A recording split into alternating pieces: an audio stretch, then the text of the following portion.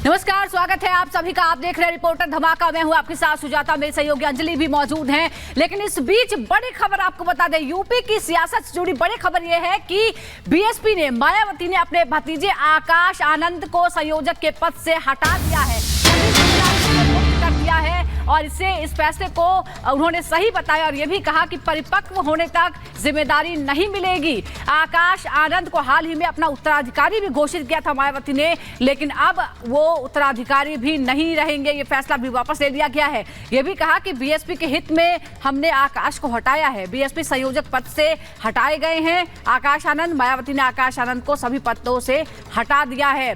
तो ये चुनावों के बीच एक बड़ा उलटफेर देखने को मिला है, क्योंकि आकाश आनंद को अपना उत्तराधिकारी घोषित किया। वो लगातार चुनाव प्रचार भी कर रहे थे, लेकिन अचानक बीती रात को यह फैसला लिया जाता है, बीएसपी कोऑर्डिनेटर के पद से आकाश को हटा दिया गया। तो बीएसपी कोऑर्डिनेटर के पद से आकाश आनंद को हटा दिया गया है। बीएसपी सुप्रीमो मायावती ने यह बड़ा फैसला लेते हुए भतीजे आकाश आनंद को पार्टी के नेशनल कोऑर्डिनेटर पद से हटा दिया है।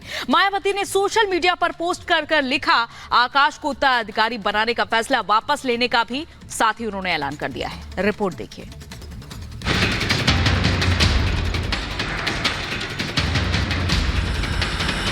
मायावती सख्त, नब गए आकाश। भतीजे से छीन ली सभी जिम्मेदारी। हार का डर या चली चुनावी चाल। जहां युवा बेरोजगार हो, जहां जनता फ्री राशन के नाम पे गुलाम बना दी जाए, ऐसी सरकार आतंकवादियों की सरकार होती है। आकाश आनंद का ये भड़काऊ बयान उन पर भारी पड़ गया। चुनावी रण के बीच मायावती ने अपने भतीजे के इस बयान पर कड़ा एक्शन लिया है। बीएसपी सुप्रीमो ने आकाश आनंद को अपरिपक्व बताते हुए पार्टी की अहम जिम्मेदारियों से हटा दिया है। मायावती ने आकाश आनंद से बीएसपी का उत्तराधिकार वापस ले लिया है। उन्हें नेशनल कोऑर्डिनेटर के पद से भी मुक्त कर दिया गया है।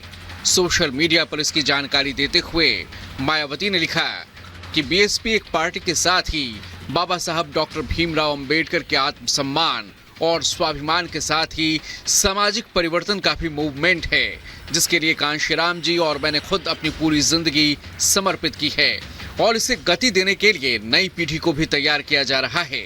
इसी क्रम में पार्टी में आने लोगों को आगे बढ़ाने के साथ ही आकाश आनंद को नेशनल कोऑर्डिनेटर और अपना उत्तराधिकारी घोषित किया।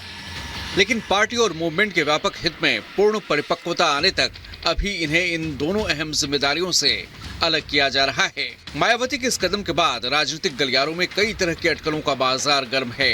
तो बीजेपी कह रही है कि मायावती ने बीएसपी के मिशन को कमीशन में बदला है, लेकिन क्या मायावती परिवारवाद से मुक्त हो पाएंगी? आकाश आनंद जिस तरह से गैर जिम्मेदाराना बयान दे रहे थे और भारतीय जनता पार्टी को लेकर के जिस तरह की अपमानजनक टिप्पणी उन्होंने की थी, जनता के बीच में उनका बहुत आक्रोश इसको लेकर के पनपा था। मायावती जी, जो बहुजन समाज पार्टी एक मिशन के रूप में माना करती थी, जो बाद में कमीशन में तब्दील हो गया है, क्या इसमें कोई बदलाव कर पाएंगी? क्या वो परिवार के इतर फिर पार्टी की कमान किसी सामान्य दलित को देकर के पार्टी को आगे बढ़ा पाएंगी? अभी माहौल चुनावी है और इसी चुनावी माहौल में प्रचार के दौरान नेताओं के बयान की धार नुकीली होती जा रही है, जो सीतापुर में आकाश आनंद के बयान में भी नजर आ रहा था। आप भी आकाश आनंद का वो भड़काऊ बयान सुनिए, जिस पर फिलहाल मायावती ने एक्शन लिया है। जो अपने युवा साथियों को, युवा बच्चों को बेरोजगार रखे, जहां बच्चे भूखे रहे, जहां बहन बेटियों पे अत्याचार हो, जहां युवा बेरोजगार हो, जहां जनता फ्री राशन के नाम पे गुलाम बना दी जाए, ऐसी सरकार आतंकवादियों की सरकार होती है। ऐसी सरकार तालिबान अफगानिस्तान में चलाता है।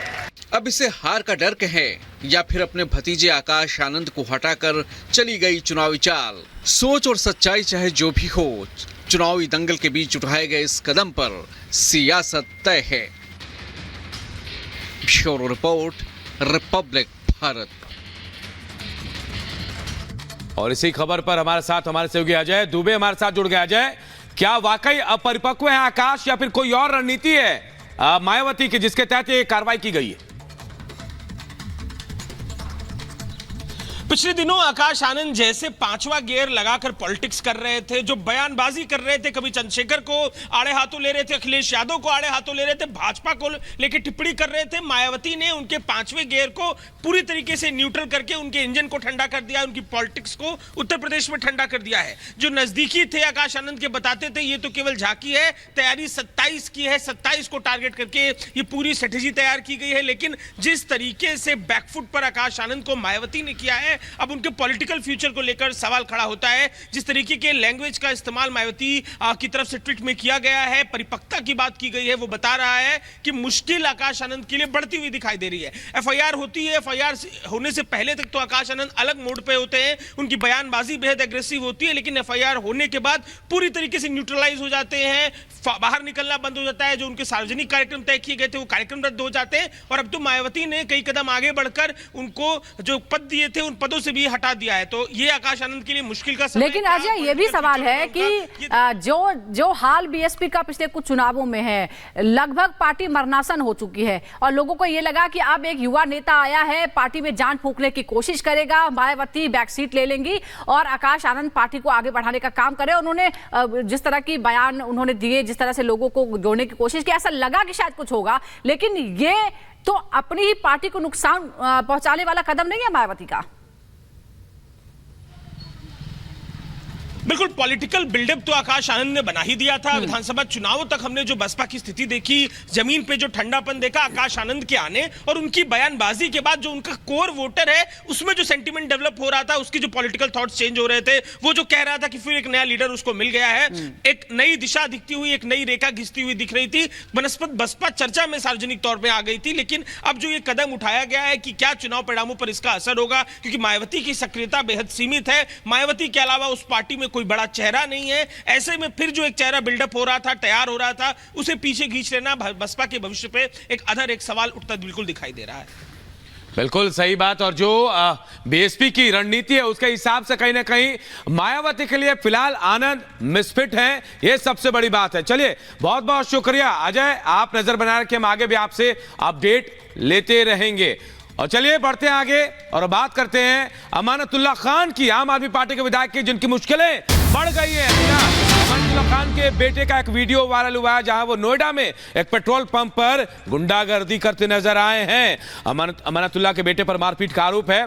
वहीं बाद में अमानतुल्लाह खान भी मौके पर पहुंचते हैं और जो पेट्रोल पंप के कर्मचारी है उनको धमकाते हुए नजर आए हैं। पूरी तस्वीर जो है सीसीटीवी कैमरे में कैद हो गई है। नोएडा पुलिस ने एफआईआर भी दर्ज कर ली है। तो पहले से ही अमानतुल्लाह खान की मुश्किलें बढ़ी थी, एक बार फिर एक नए मुश्किल में गिरते हुए अमानतुल्लाह खान नजर आ रहे हैं। तो नोएडा पुलिस ने आम आदमी पार्टी के विधायक अमानतुल्लाह खान और उनके बेटे के खिलाफ एफआईआर दर्ज कर ली है। आरोप यह है कि उनके बेटे ने पेट्रोल पंप पर गुंडागर्दी की और वहां के कर्मचारियों के साथ मारपीट की। इसके बाद मौके पर विधायक अमानतुल्लाह पहुंचे और उन्होंने कर्मचारियों को धमकी दी। पूरी खबर इस रिपोर्ट में देखिए।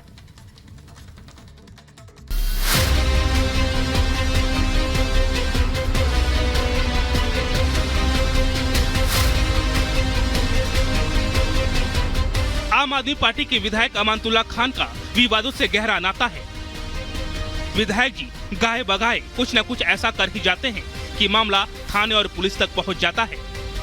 लेकिन इस बार बवाल बेटे ने की और बेटे को बचाने के चक्कर में आज विधायक जी तक पहुंच गए।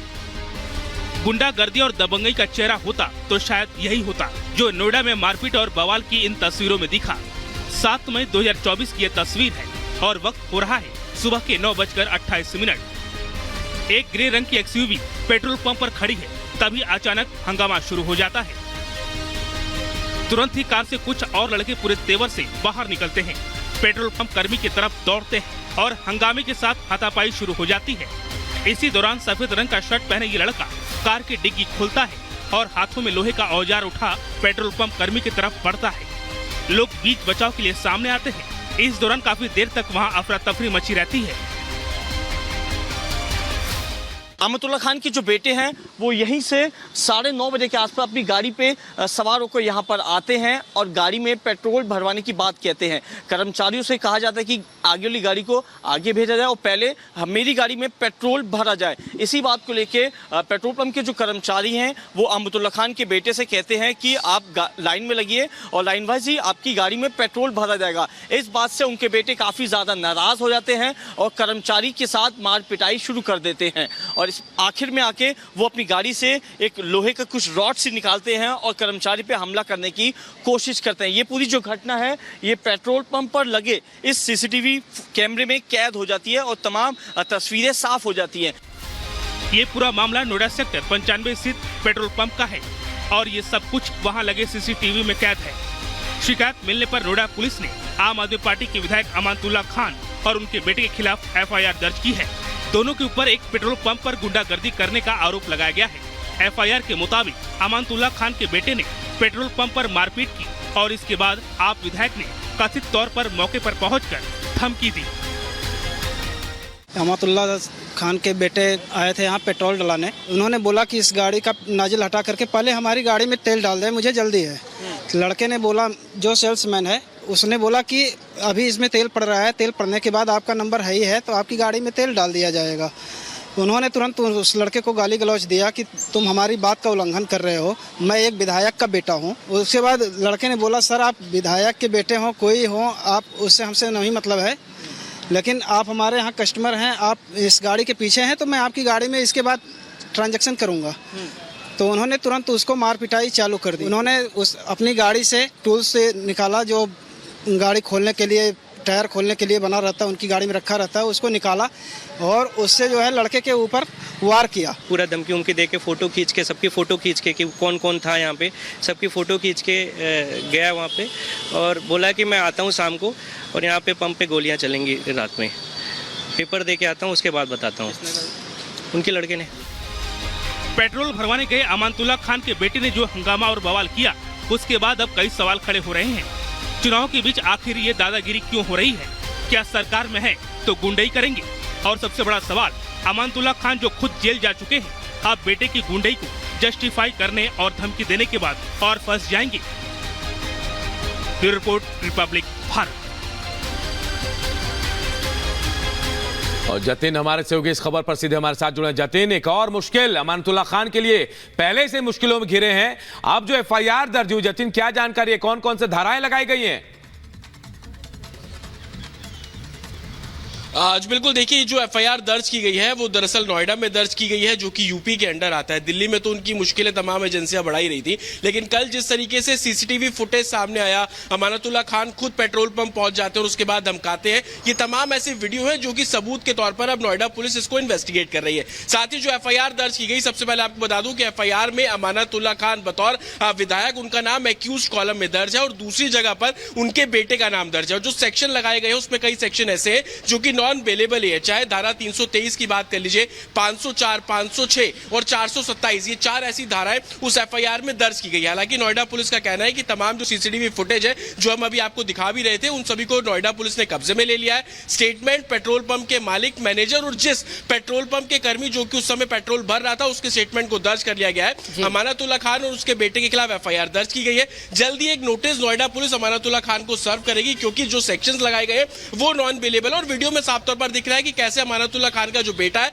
वो गाड़ी के अंदर से एक औजार निकालता है और मारने की कोशिश करता है। सिर्फ वो ही नहीं, उसके साथ 3 से 4 लोग और भी होते हैं जो इस तरीके से दबंगई दिखाने की कोशिश करते हैं। तो जाहिर तौर पर नोएडा पुलिस इस पूरे मामले पर कार्रवाई कर रही है। आप ये देखिए कि सुबह तकरीबन 9:30 बजे के आसपास का ये वाकया और दोपहर होते होते इस पूरे मामले में तमाम जो कानूनी प्रक्रिया है वो पूरी कर ली गई है। लेकिन अब आप जब FIR पर देखेंगे तो उसमें साफ तौर पर आपको समझ आएगा कि अमानतुल्लाह खान जब पहुंचते हैं तो वो भी इस तरीके से बोलते हैं कि ये हमारा इलाका है, आपको अगर यहाँ पे व्यापार करना है तो हमारे हिसाब से चलना होगा। तो इस तरीके के स्टेटमेंट को भी FIR में दर्ज किया गया है, जो कहीं ना कहीं अमानतुल्लाह खान की मुश्किलें बढ़ाएंगे। बिल्कुल, देखते हैं जतिन कि अब आगे क्या कार्रवाई होती है, क्योंकि जैसा आप बता रहे हैं कि नॉन बेलेबल ये अपराध है जो सारी धाराएं लगाई गई। बहुत बहुत शुक्रिया आपका जानकारी देने के लिए। आगे बढ़ते हैं, देखते हैं 2 मिनट में भारत।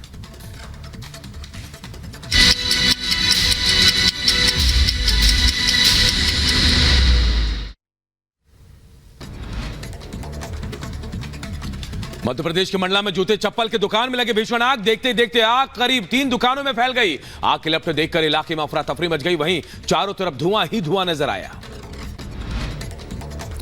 आग की सूचना मिलते ही पुलिस और दमकल की टीम घटनास्थल पर पहुंची। दमकल कर्मियों की कड़ी मशक्कत के बाद आग बुझाई गई, लेकिन तब तक अंदर का सारा सामान जलकर खाक हो गया।